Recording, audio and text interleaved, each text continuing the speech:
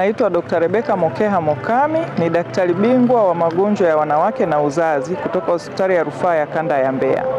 Leo Hospitali ya Kanda ya Rufaa ya Mbeya tumekuja kutembelea Hospitali ya Wilaya ya Mbalali kwa lengo la kuweza kutoa elimu kwa watoa huduma wa hapa kuhusu swala zima la fistula na kuchanika msamba.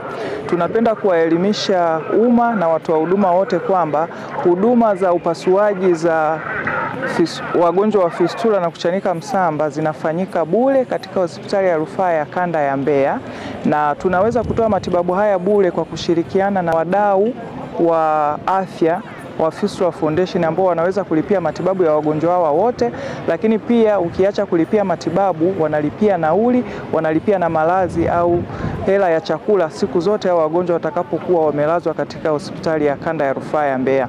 Tunapenda kuwakaribisha wananchi wote na kuambia kwamba matibabu haya ni bure, wajitokeze wengi. Mtu yoyote ambaye anajua ana tatizo la fistula au kuchanika msamba, au kama unamfahamu ndugu yako yoyote, jirani yako yoyote ambaye ana tatizo hilo, basi tunawakaribisha sana kuweza kupata haya matibabu. Kwa majina anaitwa Dr. Ray Salandi, mganga mkuu wa Halmashauri ya Mbalali. Nichukue nafasi hii kupongeza na kushukuru uongozi wa Hospitali ya Rufaa ya Kanda Mbeya MZRH kwa kitu ambacho wanakifanya kuhusu fistula kwa kina mama na wasichana. Tunaishukuru serikali ya awamu ya 6 kwa namna ambavyo inawekeza kwenye sekta ya afya, na kipekee tuwashukuru Hospitali ya Rufaa ya Kanda Mbeya kwa zoezi ambao wanalifanya kututembelea kwenye halmashauri kwa ajili ya kuona wagonjwa wa fistula. Na leo hii tarehe 11 walikuwa hapa Mbalali kwa ajili ya kuona wagonjwa.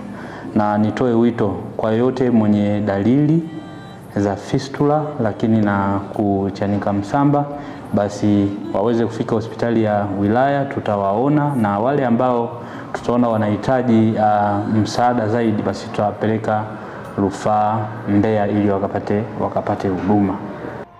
Kwa majina naitwa Grace Goagi. Shukuru serikali pamoja na wadau wa Fistula Foundation kwa kutuletea huduma ya matibabu. Naitwa Vumilia Mbilinyi.